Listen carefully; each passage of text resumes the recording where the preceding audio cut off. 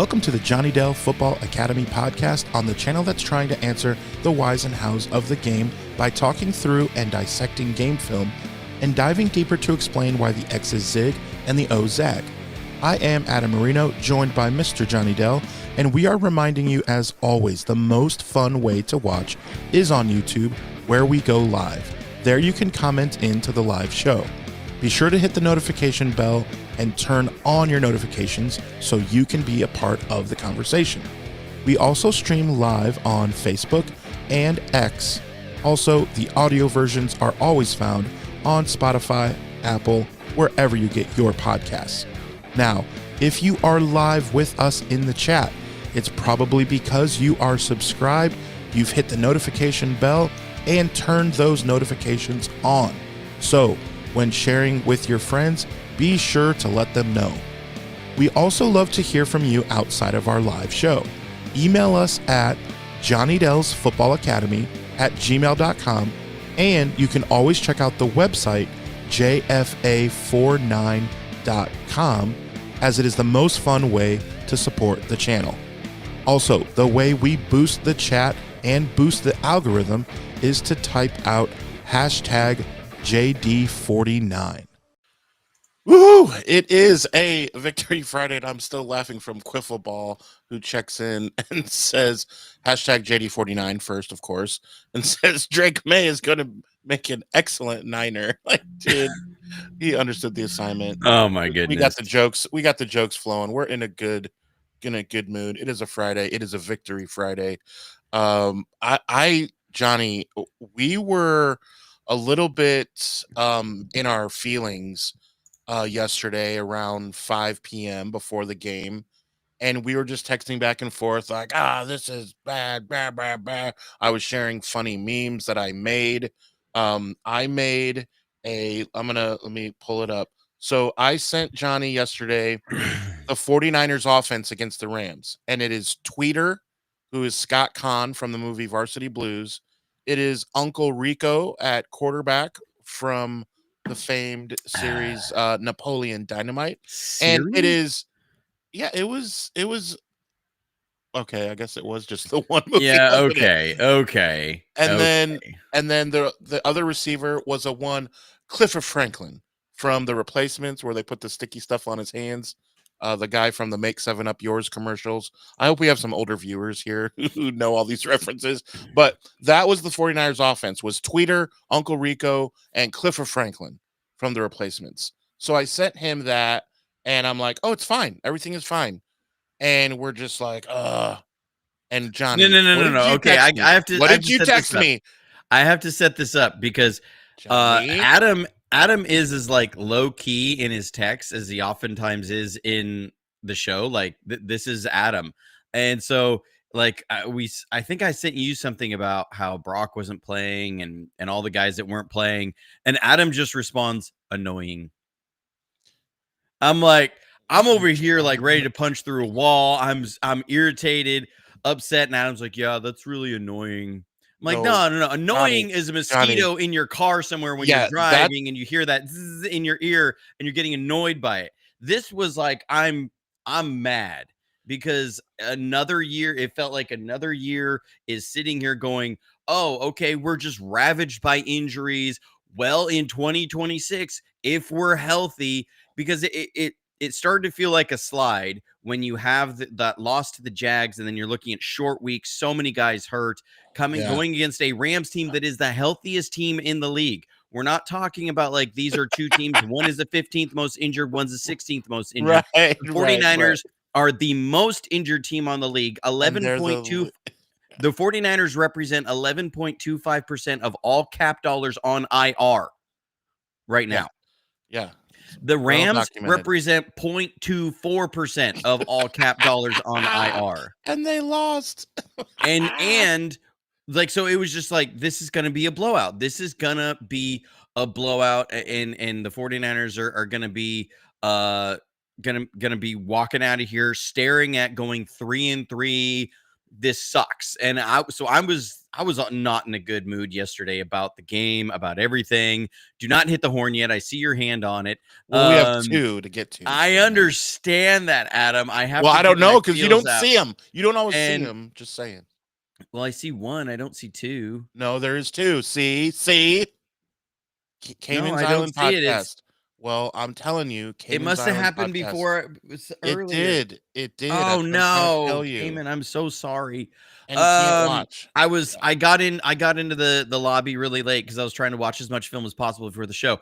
Anyways, it's just type it in the chat again, what you put in the super chat, and I'll put it up there. But like this felt like this was a slide into 2024.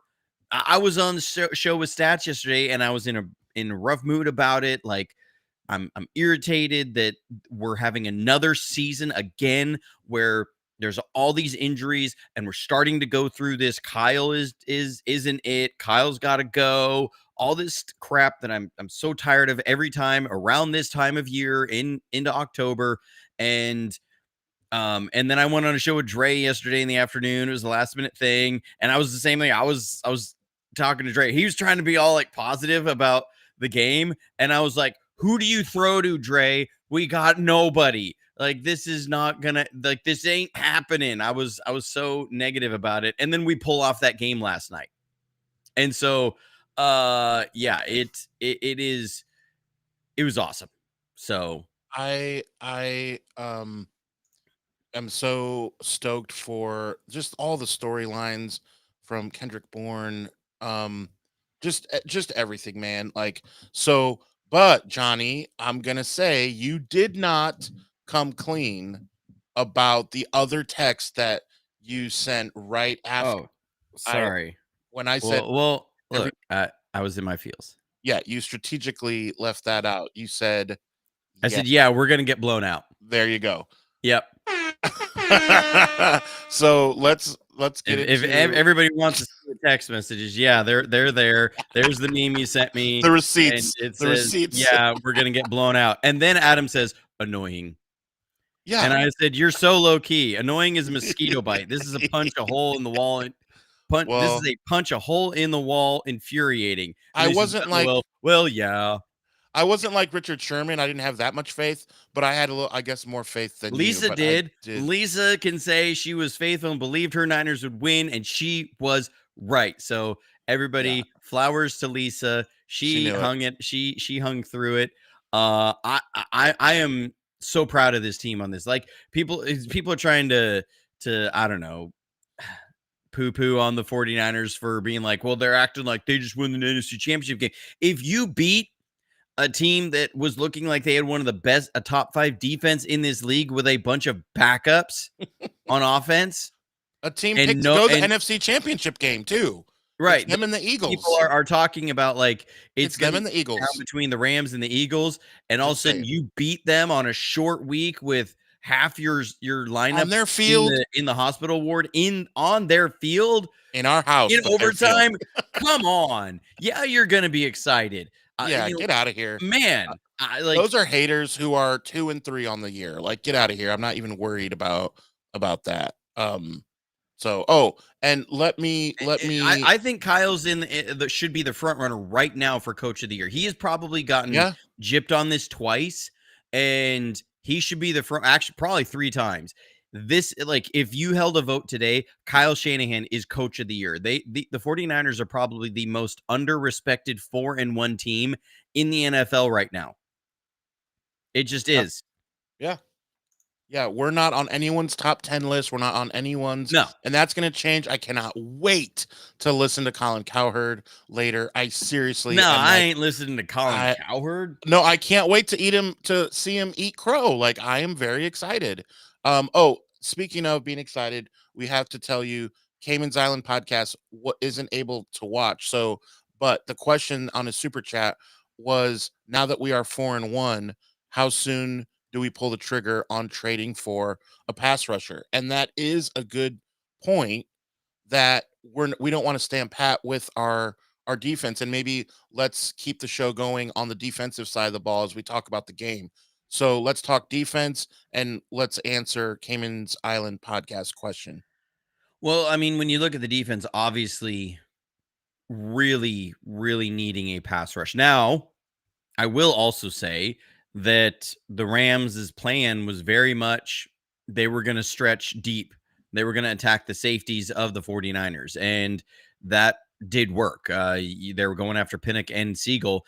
Specifically, when Siegel's been playing in kind of that half coverage, when we do these split field coverages, cover 6 and stuff, that he's playing too far outside on those half field zones, and he's been susceptible to the in breaking routes deep. We saw that against the Jaguars, 3rd and 15. Now there was a miscommunication. It sounded like from Saleh that they were supposed to be in cover 4 both sides, and they only got the cover 4 called in for one side. But teams are looking at that and they're saying when he's in half field, if we can manufacture that we can beat him on these deep in breakers. They're going to cut across the field. And so they very much had a 6 and 7 man protection plan. A lot of times it was 6-man protection, and then they would have a chip and release with a running back as well.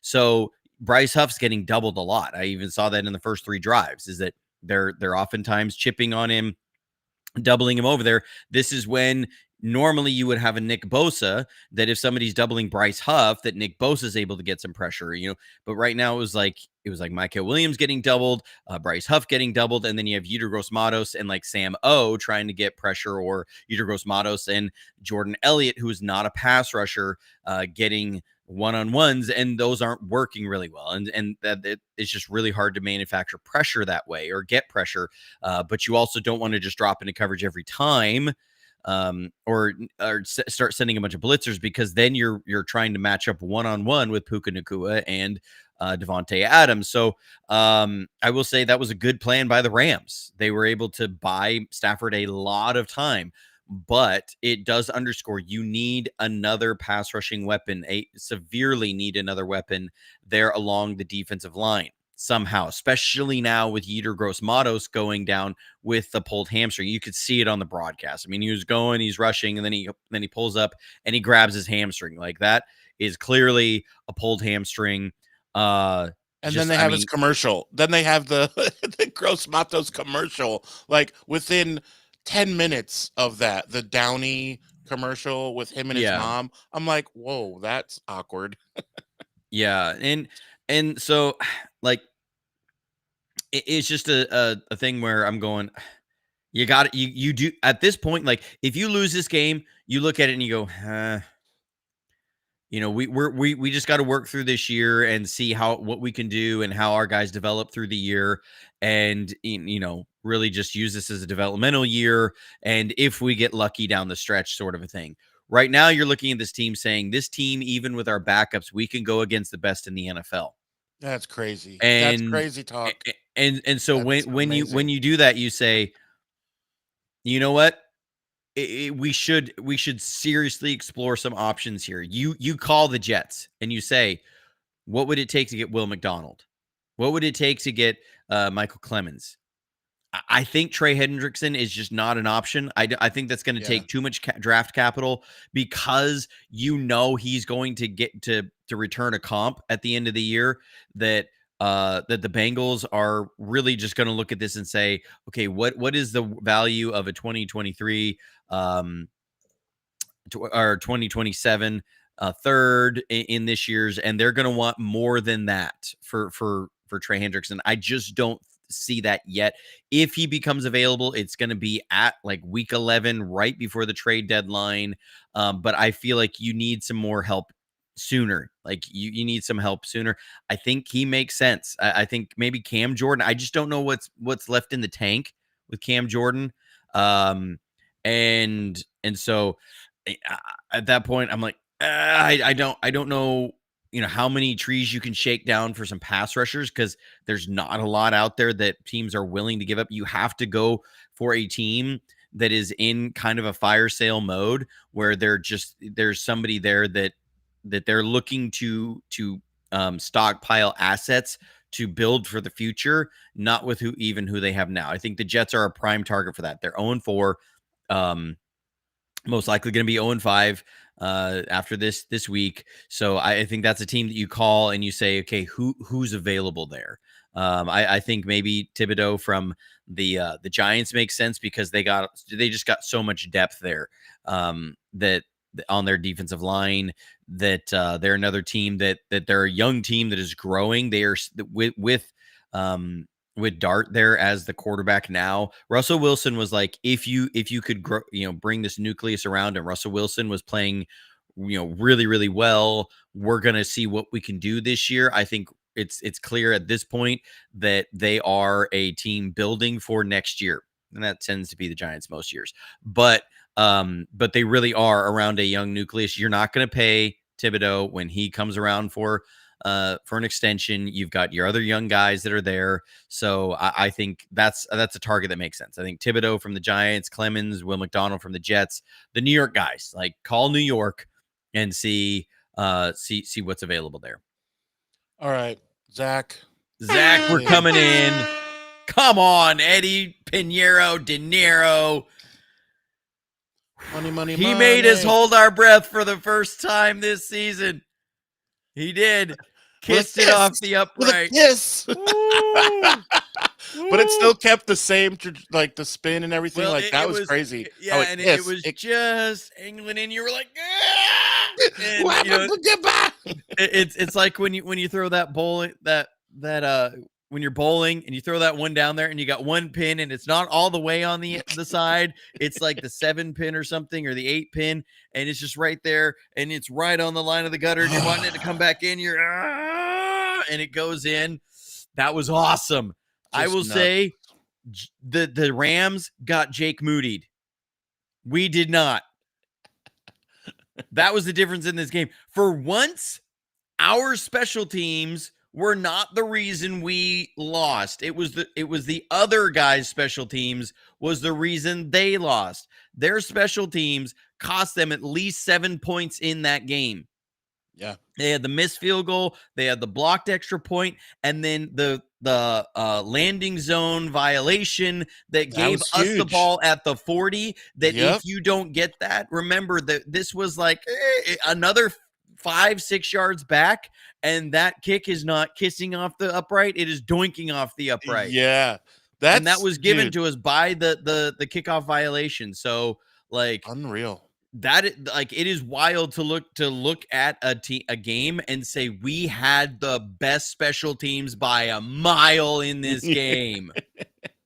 Yeah, so this is Bizarro 2024, right? Yeah, Bizarro 2024. World. If you go back, like, remember the Cardinals game last year? You're running it in at the end to try and seal the game. You've lost your kicker. You can't kick a field goal. Jordan Mason fumbles right near the goal line, and it gets it back to the Cardinals, who are then able to win the game off of that. You have Kyron Williams going into the end zone, is literally going to fall into the end zone, and that big giant paw of Alfred Collins comes striking in to force the fumble.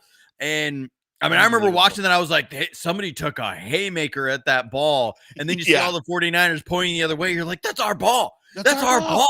On the 1 yard line. On the 1. Yeah. And so like having that we're the team that's the kicker's making 4 field goals, won a career long from 57 yards, a guy who had never kicked one over 55 in his career and is in the twilight of his career. Like, Eddie Pinheiro, let's go. And the other team is the one with the special teams gaff, the kickoff problems, blunders, the extra point problems, the field goal problems. This is Bizarro 2024.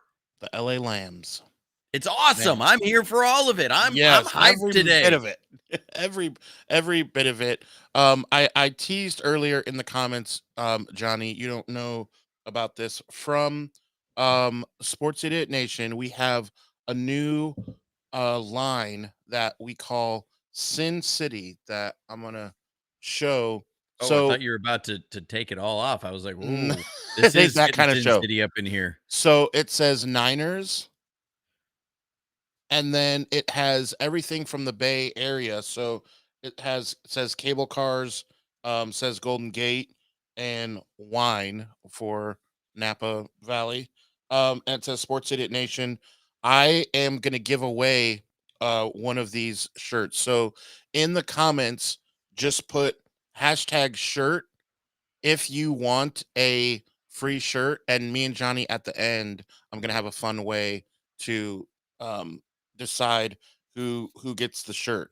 So just put #shirt in the comments, and I literally am gonna send you one of these shirts. Very excited for these. Ti is Green excited City. for the Nashville one. Paris. Miles moved to Texas, so he has the Texas ones. City. Going low. So again, #shirt. There you go. Okay, shirt. You want a free shirt? Mike B. Love Shirt if you want a Oh. free shirt.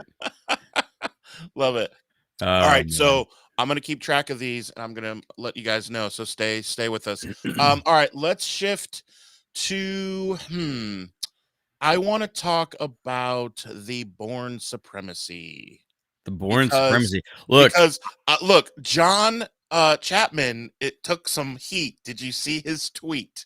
I didn't mean to rhyme on which Did one are you you see talking it? about? I mean, he tweets like Okay, 80 well, times a day. So. fair. But there's one in particular where he said, I hope Bourne is not on the team next week.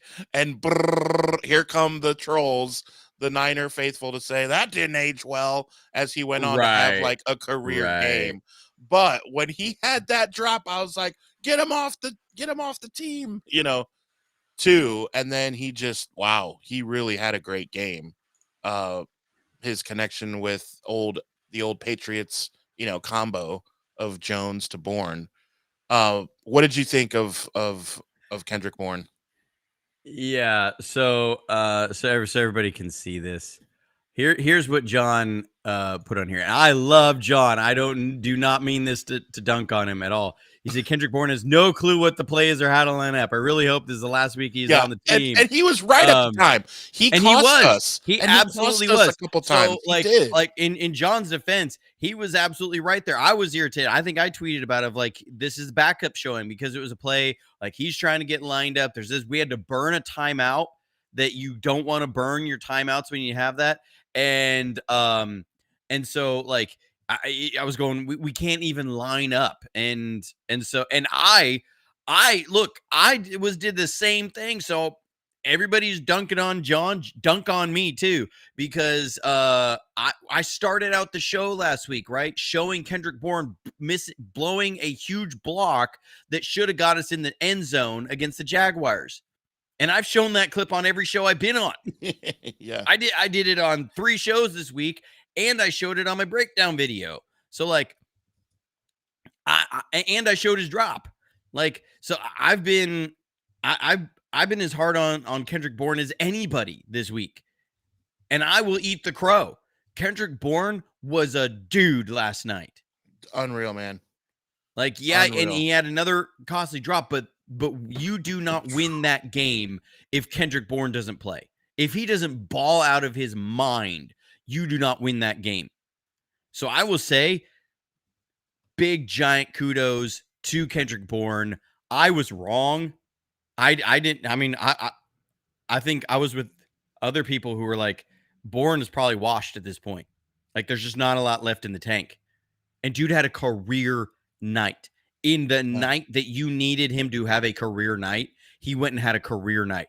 Catching runs, getting first downs, fighting for it, getting some key blocks in there. I mean, my goodness, catching it in traffic, knowing he was going to take a big hit and coming down with the ball anyways.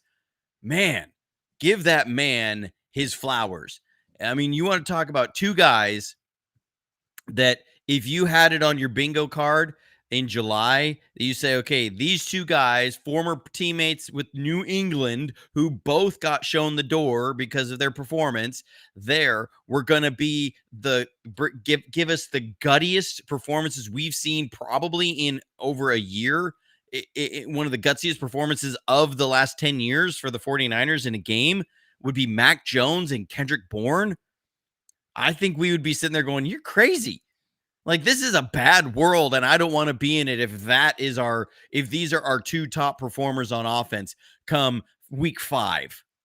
Like, if you told somebody, in July, your top performers in week 5 are going to be Kendrick Bourne and Mac Jones.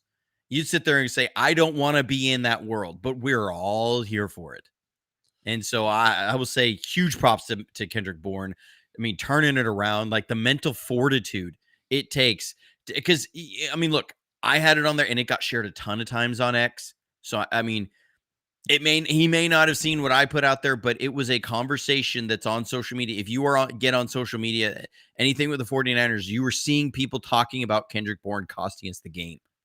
Like that was happening either the drop or the missed block I showed. Like that was the entire discussion. To put that in the back of your mind, go out and ball out is huge. Mac Jones, my goodness, the man, as he said in the presser afterwards, he was like,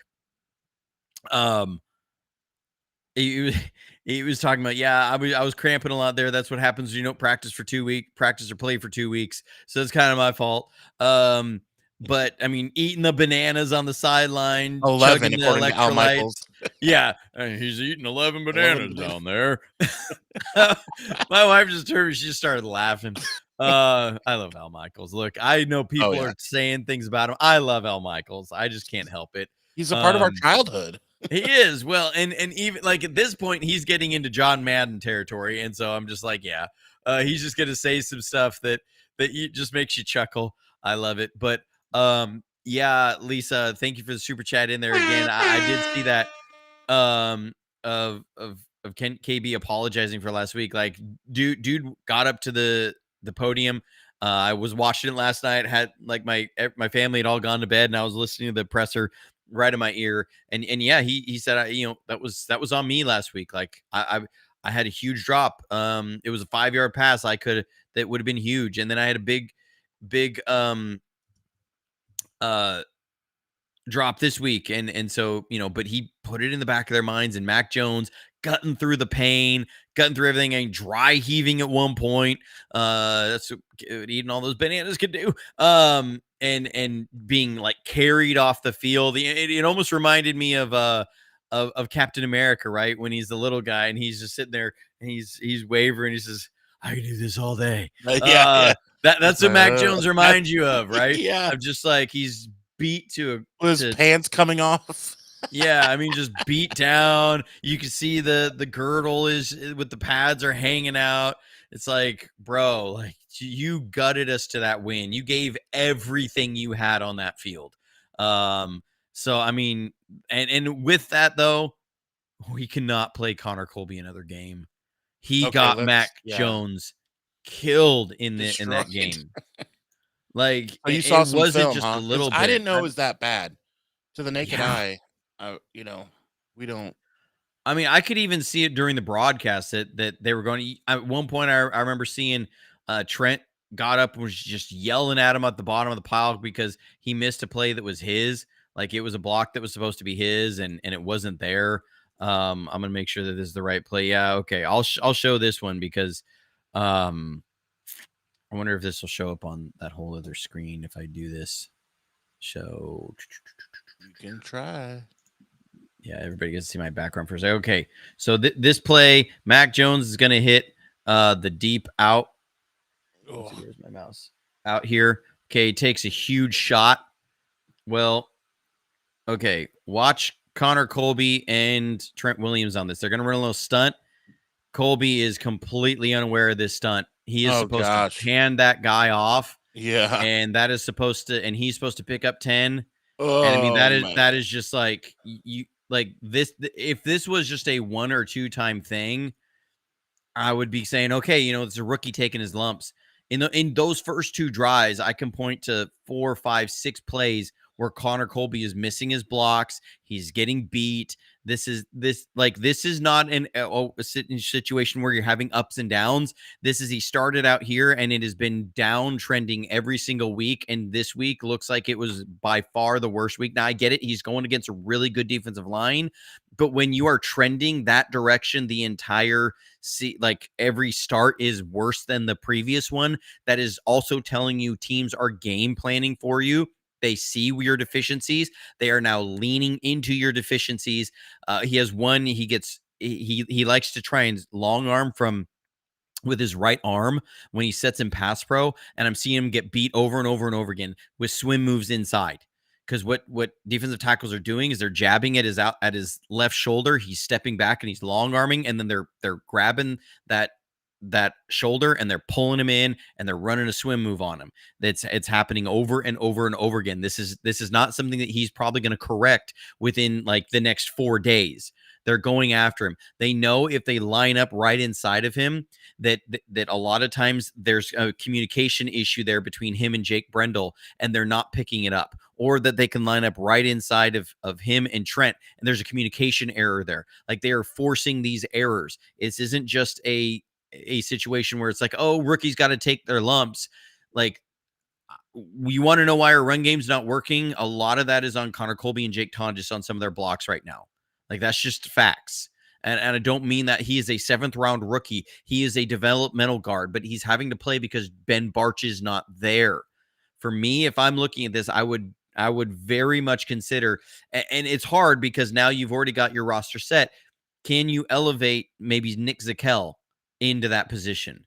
Now, Nick Zakel struggled a lot with this stuff in preseason, but with with Connor Colby is, I would very much consider just doing something to give Connor Colby a rest, if anything, so that teams can't just go into the game saying we're going to tee off and go after Connor Colby.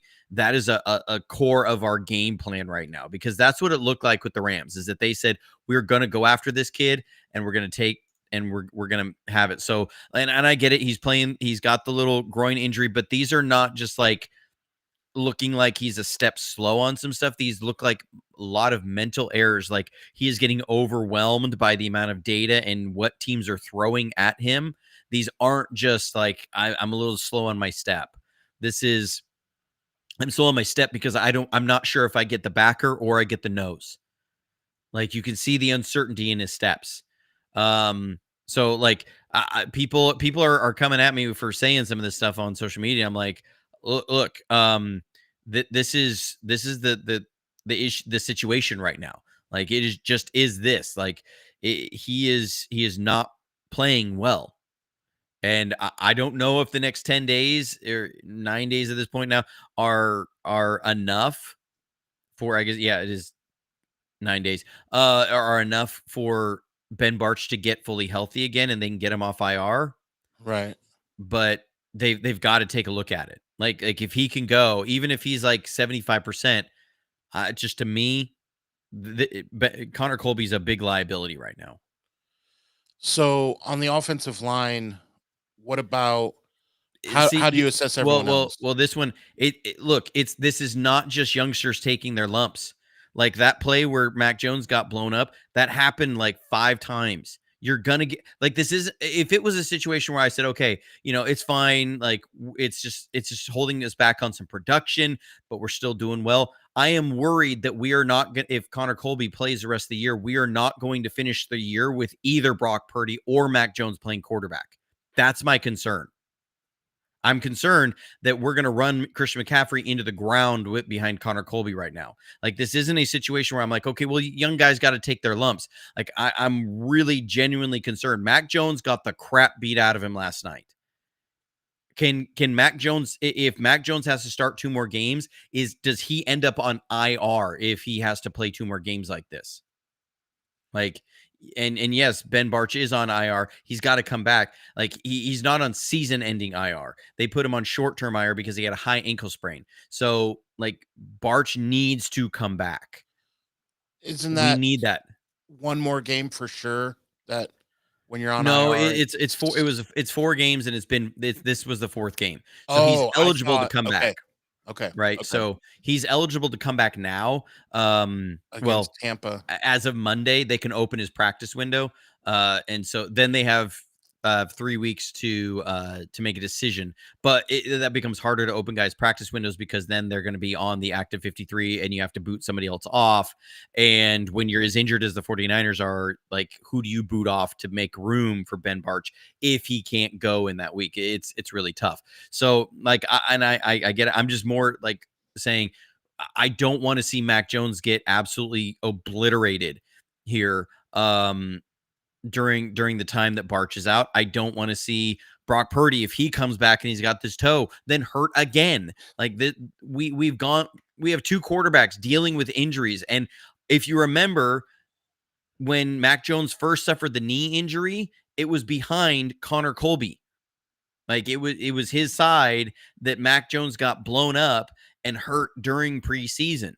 So that knee, that brace that he's wearing is that PCL sprain that has been lingering since that preseason injury. So like, I'm not saying this in the sense of like, I'm just trying to bash on the young guy. I genuinely am concerned that this team, that there's only so long that this can happen. As teams lean into him more and more and more and more, this is going to continue to be a struggle. I want to see the offense become more balanced. Like, it was great that we got a win with Mac Jones dropping back like 47 times. That is not how the 49ers generally win, and it still took overtime to get 26 points. So like, I want to see us run the ball better, and I don't see that happening with Connor Colby out there. So like, I know we've won. It's great. It's wonderful. If you're the Rams, though, you're waking up this morning saying we absolutely blew that game away. Oh yeah. Like, you had the unforced error of the fumble on the toss, right? That we recover. That was an unforced error. So you have that. You have the fumble at the goal line. You have the missed field goal. You have the blocked PAT. You have the infraction on the kickoff.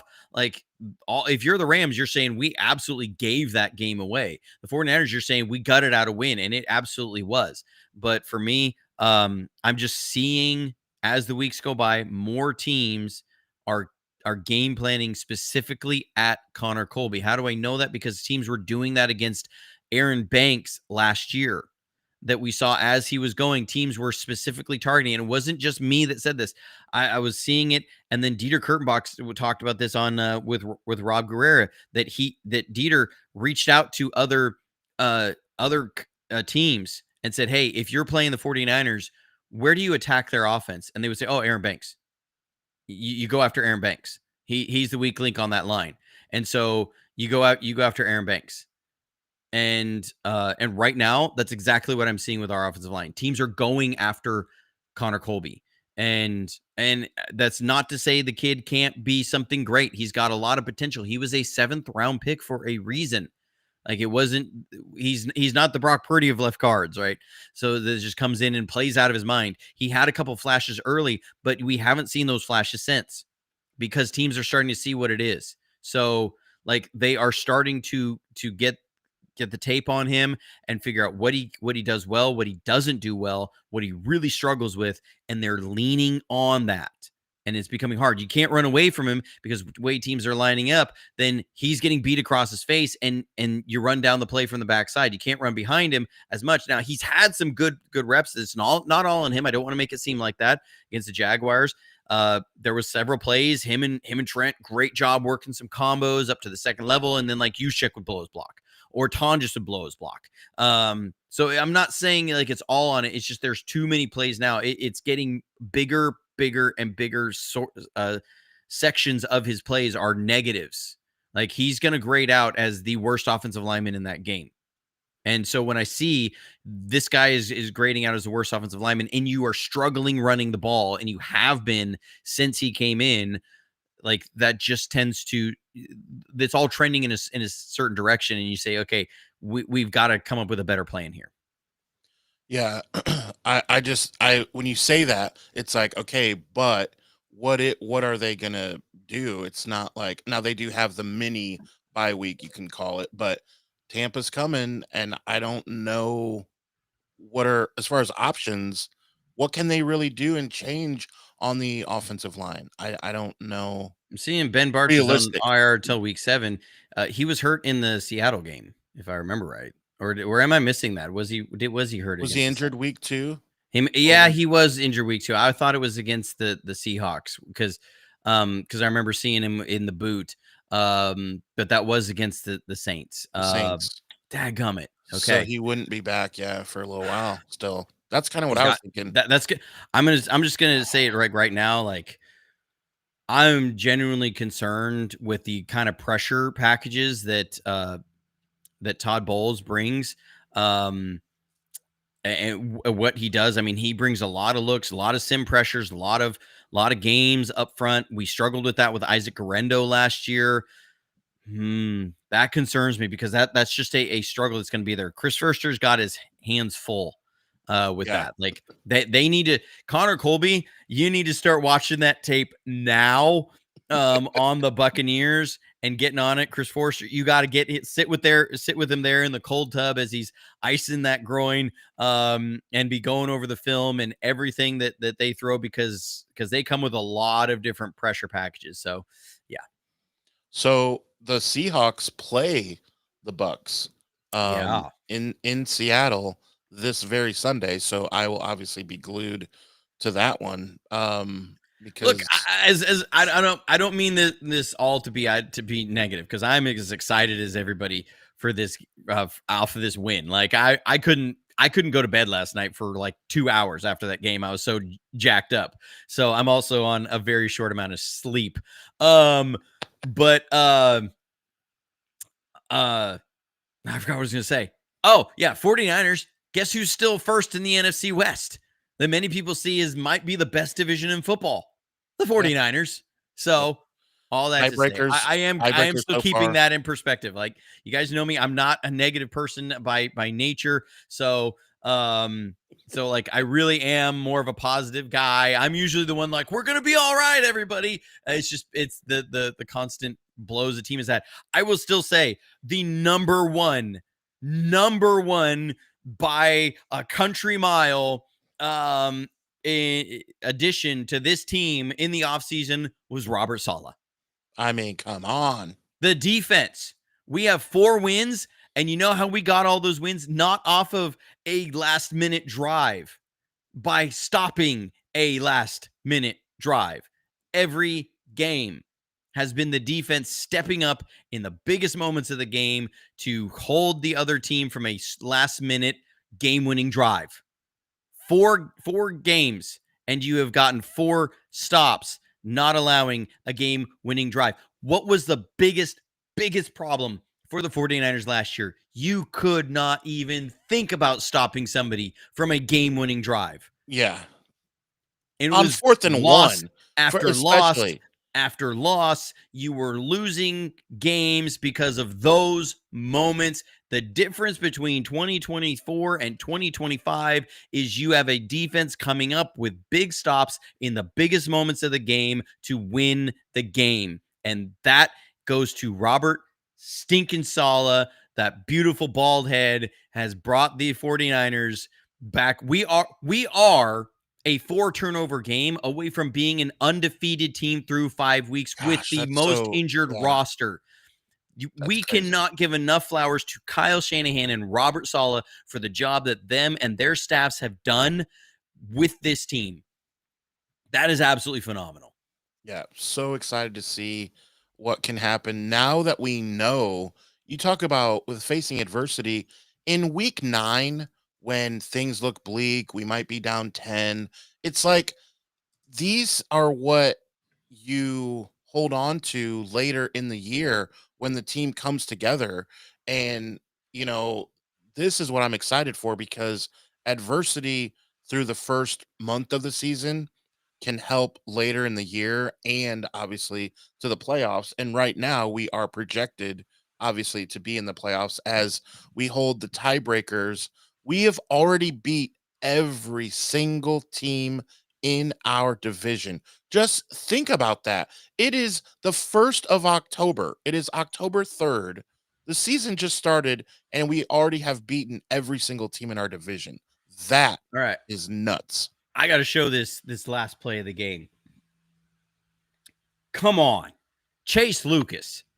Man, you are coming in. We love his preseason, you are coming in. You are coming in for an injured Upton Stout who's dealing with an ankle.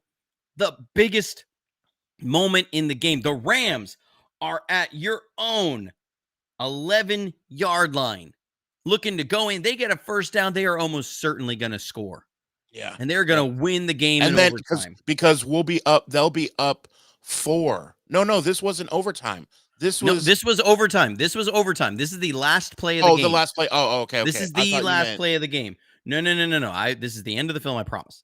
yeah. Okay, this is the last play of the game. You're bringing in your 4 big dogs. You're covering up all 4 interior linemen because this is 4th and 1. You cannot give any holes down the middle. So what does that mean? You have a tight end, and Puka Nacua, 216-pound wide receiver Great out here. blocker. You're Great going to blocker. come in and run behind these guys because you got no big bodies out there. Watch Chase Lucas on this. He's going to see this and fly in here and blow up both their tight end 88 and Puka Nacua. This kid is punching like 150 pounds over his weight. Blow that up and hold up the point of attack. Let's go, Chase Lucas. Like everybody's saying, giving Fred Warner, Marcus Siegel, Diamond Lord, they do a great job. But you know who plugs up the point of attack? Chase freaking Lucas. Coming in at the biggest moment of the game and blowing that up. Come on. I'm so jacked up over that. Let's go. Yeah, that was amazing. I love the uncertainty after where they were just like, the 49ers are celebrating. Like there was just that weird uncertainty at the end where once it was for sure that we stopped them, we're like, wait a minute, that means the game's over. It was just so wild. I'm not worried that we're the 2022 Vikings. I'm more worried that we're the 2024 Lions because the Lions won all those games, right? And they were still doing everything, but they just ran out of bodies at the end of the year because they had so many injuries piling up. That's what I'm genuinely concerned about. And then they lost their coaching staff in the offseason because they were able to do what they were able to do with losing so many guys, and they lost both their OC and their DC. That's what I hope doesn't happen. But thankfully for us, we don't have a lot of season-ending injuries. Really, it's been Amir in the preseason, and then Bosa being the hardest one. But it's just like, imagine getting Ayuk and Kittle and Pearsall and JJ and Cowing and Jordan Watkins, who is looking great in preseason, and Juwan Jennings back, and Ben Barch back out there. Like this offense really could just start shooting to the moon near the end of the year. It reminds me more kind of like 2019. In 2019, the offense, if you remember, started out really slow. They were hurt. Jimmy G was still coming off that ACL. Emmanuel Sanders. We didn't have Emmanuel Sanders at the beginning of the year. Remember, we had Dante Pettis, who was your starting wide receiver. No, I get it. We got him later. And I'm trying to remember who is because Debo didn't go into that year being a starting receiver. He was behind Dante Pettis and someone else, and I'm trying to remember who the other guy was. Because it's been so long ago, but he was not the training camp in the top 3, and then he develops through the year. That could be Ricky Pearsall, that could be Jordan Watkins this year, of a guy that comes on down the stretch of the year that really shows up. Remember, the running back position was something that was in and out. It was changing all throughout the season. It started with Matt Breida was the number 1 running back to start that season, and then it was Tevin Coleman, and then it was Raheem Mostert near the end, who just took off like a rocket, literally. Who's doing everything. Dante Pettis. Remember that Thursday night game against the Seahawks in 2019? We lost that game. We had traded for Emmanuel Sanders, and Emmanuel Sanders went down. We were down Kittle, and Dante Pettis was out there and played a horrible game. We lost the game. I think Jimmy had 2 interceptions, something like that. Like, it was just bad. But like they were seeing these different times at the beginning of the year, the offense was struggling. I remember we played the Bucs. I think Jimmy threw 3 picks and we still won the game because I think Jameis Winston threw 4. It was 3 or 4. It was that year that Jameis Winston had like 32 picks on the year. But the defense was winning games in the early part of the season while the offense was struggling. And it feels like this has that kind of potential, right? Like the defense has been winning games, the offense has been struggling, but they have some pieces that going forward start looking really good. I think when Kittle comes back, Jake Congus is your tight end number 2 because he's brought a receiving element that Luke Farrell doesn't have. Now he needs to improve the run blocking more. But like we're seeing Jake Tonjes, you can put the ball in his hands and he can do something with it. So you're seeing that, which goes into Cornelius saying, how do you see Jake Tonjes' role going forward once Kittle comes back? I think he's tight end number 2. I think this looks really fascinating when you can say George Kittle's there, Jake Tonjes is there, Juwan Jennings is there, Kendrick Bourne can go off for 130 yards randomly in a game. Demarcus Robinson can now be the slot receiver that you were hoping he could be, and the guy that's your second, third, fourth receiver, not your number 1 receiver. Juwan Jennings being able to get back out there, then you can ease Brandon Ayuk in. You're getting Brian Robinson more connected. You get Ben Barch. Your run game should be going a little bit more. Like, there is a huge amount of optimism for what this offense can do down the stretch. Brock Purdy, get him healthy with his toe. Like, and you should see 2023 Brock, 2022 Brock. He stretches to 2024 Brock. Like, you should see that as you get these pieces back. So there's a huge amount of optimism. I'm very happy with where the team is, but they've got to get healthy, but stay healthy. In this game, you lost Kalia Davis with a broken hand. He's having surgery today. Might be back. Well, he probably misses Tampa Bay. Might come back the next week. We did get CJ West back from his broken thumb, I think was what it was. On there, but Upton Stout had an ankle injury. He's down. Yetur Gross-Matos is down. Like, you just keep getting the injuries are coming in waves. Every single game, you're sacrificing 2 and 3 players to the injury gods to win games. And it's just like at some point, the bleeding has to stop. You have to come out of a game with nobody added to the injury report. And the next week, bring guys back off of injury. Like, that's got to happen for like the next month. It just has to, so that you can weather this through. So I have a question on the touchdown to, I think that wasn't Farrell, it was Tonjes, right? Yeah. So here's my question. Me and my dad were talking about this when we watched the game, because the commentators were talking about how the linebackers shift to the left when McCaffrey goes in motion to the left. I posted this on X, by the way. So here's my question about this. He was so wide open. It was like the defense, yes, was keying on McCaffrey. That's what it looked like as well to me. Here's my question. When Kittle comes back, will defenses say, well, that's a no-name tight end, we probably don't have to worry about him? Or obviously they're not saying that. They're saying, hey, that is Hall of Famer George Kittle. When McCaffrey goes in motion, let's not go crazy over here. Yes, we have to keep an eye out, but hey, that's George Kittle. Did that work in his favor, that his name is not George Kittle and that he's not an all-pro? Did that help him be wide open, in your opinion? Well, I mean, yeah, definitely. I think it more helps. Okay, so there's 2 things that are in there. One is that Kyle Shanahan, and people can go see. I was literally, that was another reason I was late in yours, because I was trying to video this and I had to do like 10 takes because I kept stumbling over my words because I'm tired. But I looked at it, of that play was absolutely dictated by the personnel we were in. So we were in 22 personnel. So we had Juszczyk on the field, McCaffrey on the field, Tonjes on the field, and Farrell on the field. So you're in a big set, right? You only have one wide receiver on the field. Yeah. That was DeMarcus Robinson. So the Rams, to counter that, they're thinking heavy run. That's a run set. So they end up going with 3 defensive tackles and then 2 outside linebackers, being Byron Young and Jared Verse. So they're coming with a 5-man front that is all coming to, if it's a pass, they're all going to be on a rush the passer. And so you're only in a 6-man coverage. And so what ends up happening when you shift McCaffrey over, you have a 3 eligibles on one side with McCaffrey. And what they're concerned about, what the linebacker was concerned about, is you want to keep 4 over 3 on McCaffrey's side, because you want to be able to double McCaffrey in and out. You don't want to give McCaffrey a 2-way go at the goal line. Right. So there's an issue on the other side that either, and this is where the Rams would know this better than I know exactly what their plan is.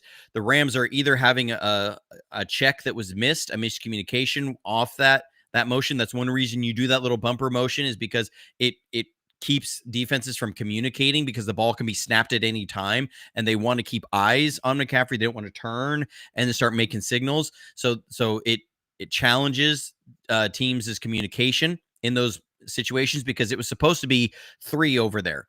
They're running a 2 deep fire zone. So when they're in that, so you ideally you would want 1 deep safety, and then you're going to in out McCaffrey on that side.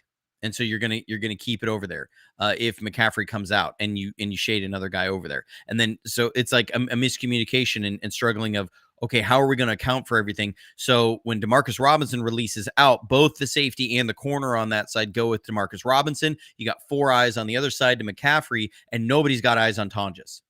So I mean, yeah, there's some of that you aren't George Kittle, so they're going to do that. Some of it is also dictating that they're only in a 6-man coverage instead of 7-man coverage because of your personnel, and using McCaffrey in that bumper motion to draw eyes. I mean, you can see all 4 eyes on one side of the field where McCaffrey is. Everybody's eyes are on McCaffrey. You can see all of that there. So, in that sense, I look at it and I go, okay, yeah, that's helping, but that let's also give our flowers to Kyle for the design on that play as well. I mean, Jake Tonjes right now through 5 games in the year has 3 touchdowns. I mean, you extrapolate that out over the season, and you're talking like that's 9 to 10 touchdowns on the year, which is a great year. Remember last year, Arizona, that dude in Arizona only had like 2 touchdowns the whole year, and had 0 through, I want to say, 8 games. Like half the season, he didn't have a single touchdown, but he's a stud. I mean, Kittle loves him. That dude is a stud. So to have 3 touchdowns it's October 3rd is, so I mean, we want to think Kittle would have had 6 then. Right. Well, and I will say Tonjes, like the second touchdown, we ran sprint left option, the catch to Dwight Clark is sprint right option. Oh, yeah. And so this is sprint left option. Tonjes was wide open in the back of the end zone because nobody took him. 2 guys are going with Christian McCaffrey, and he still beats both of them to the sideline. But like the ball is in the air, and Tonjes turns around. Nobody's on him. I think I posted a picture of it on my X, and he's sitting there with his arms out, like, why didn't I get the ball? But you got Christian McCaffrey out there. He's got the edge. You're Mac Jones. You're throwing it to Christian McCaffrey. But like Jake Tonjes is literally standing there in the back of the end zone, like, so yeah. That was just, I mean, I really can't believe things went down the way they did in the first quarter. I mean, we still, shout out to Robert Saleh again. Speaking defensively, we have still not given up a single point in the first quarter. And then offensively, to be up 14-0, to move the ball, I just think the Rams were completely shell-shocked. And in the second half, they kind of woke up. But holy cow, like that just I'll take things that shouldn't happen for 100, Alex, right? Type of thing. It's like, what is happening in a good way? You know what I mean? I was beside myself. I couldn't believe what was happening in the first quarter. Just unreal. Yeah, I mean, that first quarter was like, what? Like, I was not expecting this. I mean, they were really it was kind of like the game last year. They were ready to walk it down the field again and go up 3 scores, where it could have been 21-0, and you're going, what is happening? You're about to walk away from this team, like not even just be in it, but walk away from this team. I mean, my goodness, like that was the best start of a 49ers team in a long time. Like, so wow. That leads me to this now, because I want to know your official statement. Now, this is not me. I am speaking on behalf of haters. Okay. I am not said hater, but there are a ton just on my own personal Facebook that think I am one of those, like, my Brock lenses are on too thick, and that I think he is Joe Montana, and which I don't. But what do you say to the people that are gonna obviously say, well, Mac Jones should be the guy, and Brock Purdy and this, and Al Michaels mentioned it. Up quarterback controversy. Like, what do you do to squash that? What do you say? I know There's it's nothing you can do to squash it because people who want to argue that are going to argue that. What I find really ironic and fair. disingenuous here is the same people who crapped on everybody saying we should have drafted we should draft Mac Jones ahead of the 2021 draft when they picked Trey Lance and were then running victory laps as Mac Jones was struggling in New England and trying to hype up Trey Lance are now the ones saying that Kyle Shanahan, if he drafted Mac Jones, would have a Super Bowl right now, and are saying that he should be the starter going forward, and that this is the guy who really should be it. If those are a lot of the same people that are sitting there saying, "Oh, this is the best." The 49ers have found their quarterback. They found the best quarterback is now playing on the roster. That's baloney on that, because you people sat there and crapped on Mac Jones for years. And anybody who said the 49ers should have drafted him over Trey Lance because you wanted elite athletic traits. And I took flack for that heading into that. I remember I went on a podcast. It's not around anymore. The guys got too busy and focused on other things in life. And I'll give those guys props for being one of the best like on camera or first on camera podcasts that I was ever on. This is before Adam and I were doing a show. I went on another podcast um when it was like the day before the draft, and they asked me, you're the 49ers, you're on the clock. It was the Gold Cast is what it was. They said, if you're Kyle Shanahan, you're on the clock picking a quarterback, who are you picking? I said Mac Jones.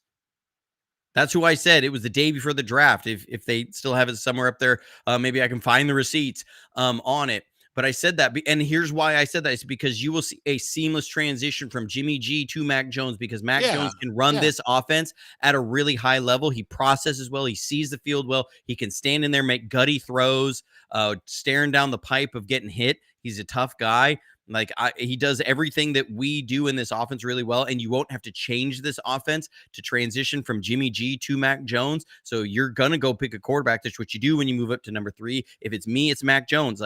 And so people who dunked on everybody for having that opinion are now sitting there saying that Mac Jones is the guy, should have been the guy, that everybody needs to realize that over Brock Purdy. I'm not hearing it from you, okay? And you're trying to manufacture quarterback controversy when there isn't one.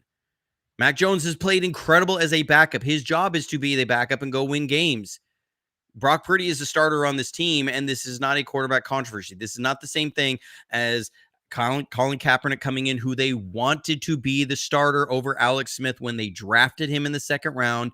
And when he got an opportunity and then played well and showed he could play well, that they pushed him into the starting lineup, because Alex Smith was coming off of a game where he had a 158.3 quarterback rating. He was 19 of 21 passing for 242 yards and 2 touchdowns.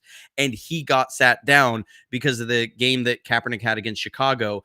Like, that wasn't just because Colin had a great game. They also wanted him to be the starter because they wanted what he brought as a quarterback. That is not the situation that is going on here. Brock Purdy is the franchise quarterback. When he is healthy, he will be back in the starting lineup. That is not a question. So people can pontificate and manufacture a controversy all they want. It is not, there is no controversy here. When Brock is healthy, he will be the starting quarterback, full stop. We can argue about it all we want. It's not going to change anything, and it doesn't change reality. Here ends the gospel according to Johnny. And how dare you doubt Kyle Shanahan? Lisa checking in with a super chat. I mean, for real, like, Kyle Shanahan has to be by a country mile. And if you don't know what a country mile is, okay. So I moved to Alabama. And I remember so if you've never been to the South, directions in the South are different. And so when we say country mile, I remember I went to a funeral one time. Well, actually, it wasn't a funeral, it was a wake. Okay. And if you don't know the difference between a wake and a visitation, then you need to just look it up. Okay. So I was going to a wake, and so I asked somebody, I said, okay, how do I get there? And he goes, oh yeah. All right. You're going to go down to this town. I'm not going to say where it is because then I out myself where I live. You're gonna go down this town, and then you take a right at the four way, and you're gonna go a little ways, and you see a sign, and you head up this little country road. You're gonna head up that little country road. It's a little ways up this hill, and it's gonna be right up there. All right, that doesn't sound too hard. And I'm thinking that town's about 25 minutes away. That sounds like it's maybe 35 minutes away. So the wake is happening from 5 to 7 p.m. I leave at 6 o'clock. All right, because I was letting the family kind of go through and everything, and I was gonna come in around 6:30 near the end and everything. And so I'm driving down there, leave at 6 o'clock, thinking I'm going to be there at 6:30. I get to town, I take a right, and I'm driving, and I'm driving, and I'm driving. Okay, when somebody says where I'm from, a little ways is like 1 to 2 miles. No, I went 23 miles down the road.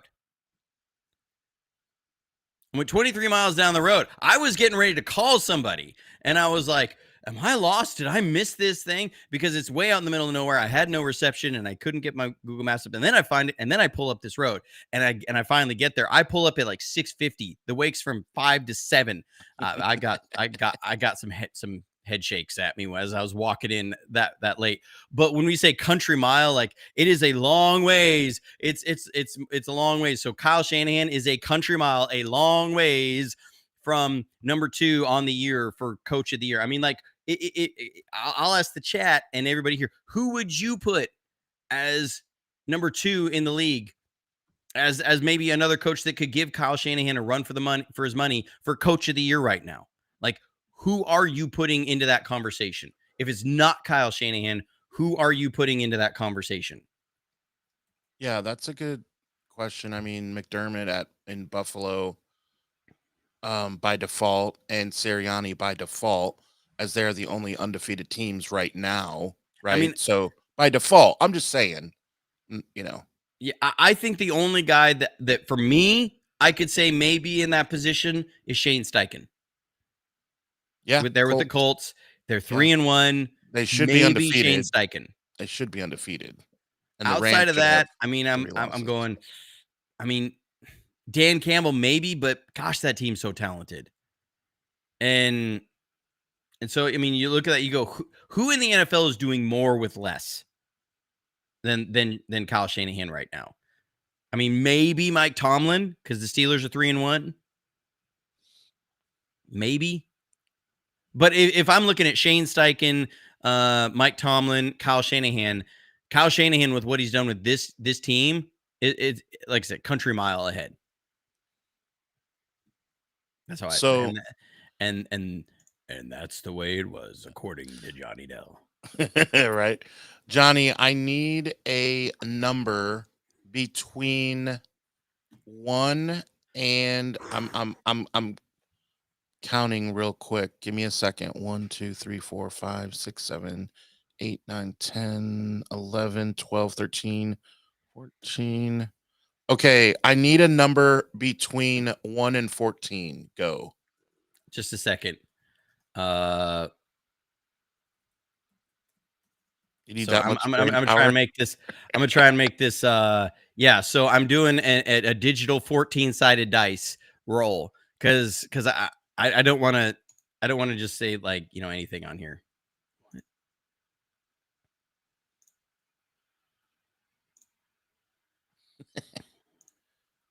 Okay, I'm just making sure that this is actually working. You have like an app? Well, it's on Google actually. You can create whatever sided dice on this. But nice. Okay, yeah, it was only a 6-sided dice. So okay, here we go. Okay. 1 in 14. Wait, what? Okay. All right, I got a number for you. All right, what is it? 12. 12.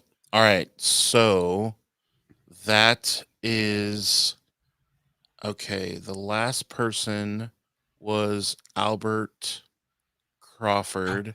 Oh, bro, you just at number 14. That's so mean. So, Albert's over there like, no, oh. So 13. So Travis Wiltshire. If you Travis Wiltshire. He commented #shirt Congratulations, Travis. So what I need to have happen is all right. Here, I'll set you up on this. So, Travis, because I know you're trying to figure it all out. Travis, there in the description, I'm gonna add our email. in because Yeah, I had it in there, but I'm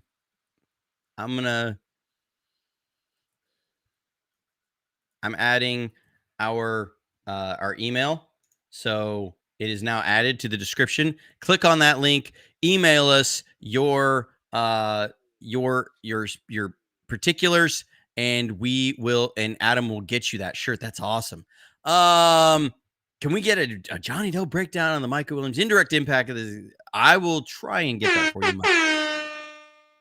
We paid Dion in cash. We paid Dion in cash. So I love his name. You may have come in a little bit late if you didn't say. I did look at that last play of the game, and that was more Chase Lucas than anybody. He was the one who blew that up there. But I have a feeling Michael's going to look better than everybody's assuming because people are already dunking on him. I'm seeing him getting doubled through the first couple series of the game. So they're sliding a center towards him as he rushes a lot from the inside. And so, I'm not going to put everything on Michael, and people will be like, oh, it's a similar thing of like Bosa, right? Is that people look at just numbers and production and don't look at somebody's impact on the game. And so, yeah, I think that would be a good thing to look at. I'll try and get to that Monday. Got a busy weekend, but I'm diving into the film this afternoon. So if you don't follow me on X, I know people have different social media platforms or whatever, but that is the one that it's just the interface works really well for me. And so I post a lot of different clips on X during when I'm watching the film. My wife sees it; she hears it from the other room as I'm like using a screwdriver to point things around, or a little craft paintbrush to point things out on the screen as they go. But I'm going to be watching mucho film today. I want to get into this. This is going to be fun to watch. Yeah, very excited. That's the reward you get from last week, taking one for the team for all of us faithful and doing the Jacksonville video, which is up. Be sure to if you have not subscribed yet to the channel, if you have not hit the notification bell, now is your time to do that. Also, to do the same for my other show, Sports Idiot Nation. Do that as well. New episodes are every Monday, Wednesday, and Friday. So we did have our episode come out right before this episode on Sports Idiot Nation. Man, a nice, easy weekend now of Yeah. Yeah. I was partially also dreading this game because I knew it was going to be like 10 days of just 49ers toxicity if we lost that game. You knew it was going to be toxic. You won't know. Guess we'll never know.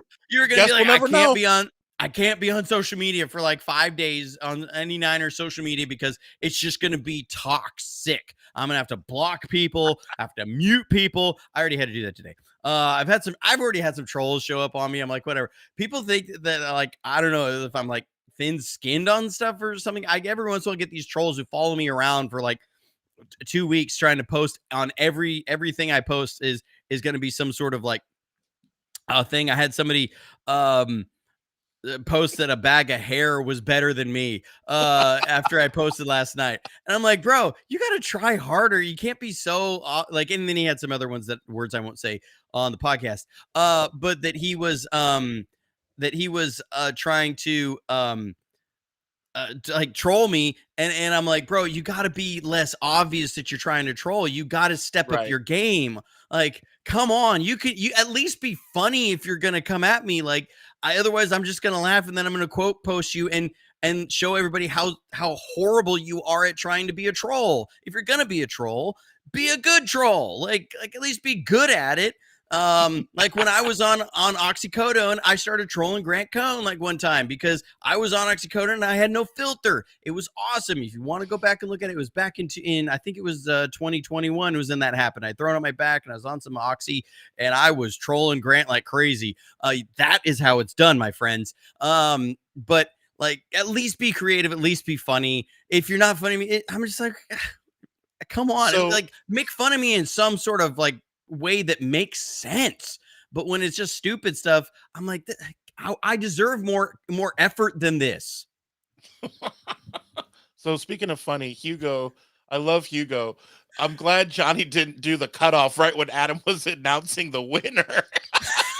Could you imagine? Could you Oh imagine if my this was gosh! all a ploy? Like, Everybody would have no, been we're not. would have boycotted the show for Yeah, 3 weeks. Been like, that's it, Travis, Travis, we This didn't. joke That's has not. gone too far. I'm There are just showing the limits. shirt. I'm just showing off the shirt. But yes, that's not what we're doing. Travis, you have won.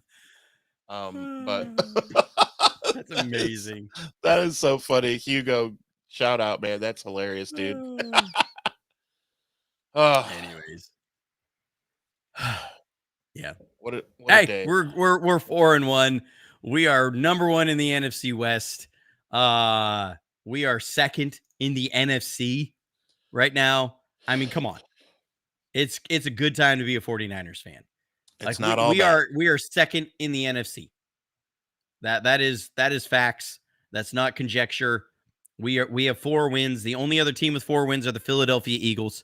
So we are number 2 in the NFC just because they have no losses. We have 1. But I mean, to think that Jacksonville game, that we are that game away from being sole ownership of number 1 in the NFL is wild. Yeah. Very wild. All right.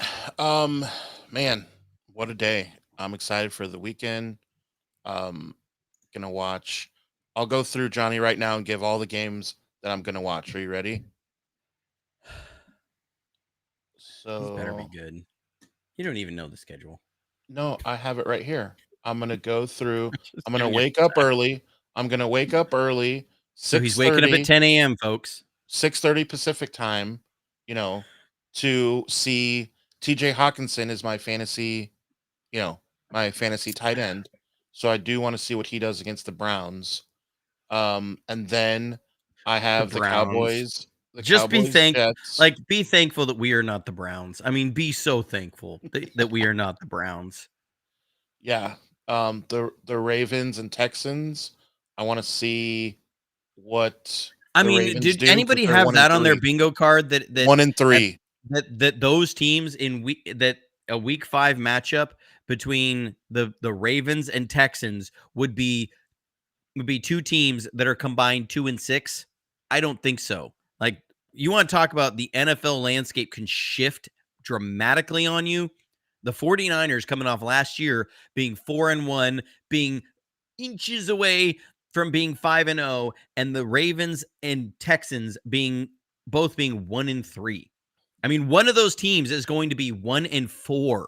Unbelievable. I mean, if you told anybody going into week 6 that one of the Ravens or Texans would be 1-4, people would say, not what my are you NFL talking about? Yeah. Yeah.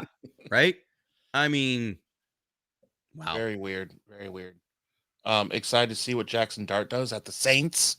What a game that'll be. The New York Football Giants take on the New Orleans wear bag over their heads. Where they have a combined 1 win.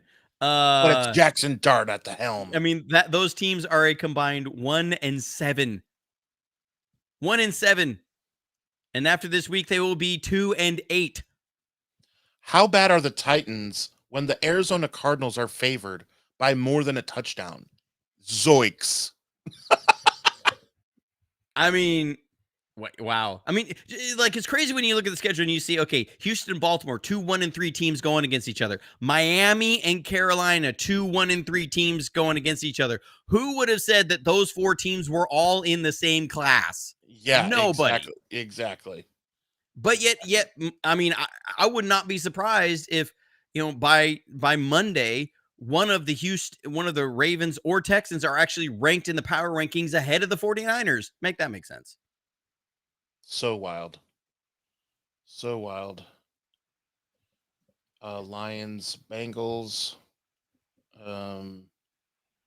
Yeah. Yeah, the Bengals are going to be fed to the Lions. Imagine that. Literally. That's like that old joke, Adam. Would you rather have a lion attack you or a tiger? A tiger? Exactly. You'd rather have a lion attack a tiger. Oh. Okay, dad joke. All right. All right. We've punished everybody enough, and we're not gonna cut you off today, Adam. All right. Oh, we're not? Okay. So we punished everybody enough. So make sure you like and subscribe, hit the notification bell, take your phone, show it to Niner fans, and of course, as always, I almost forget what to say. Stay safe, Stay safe, healthy. stay healthy, and as always, go Niners.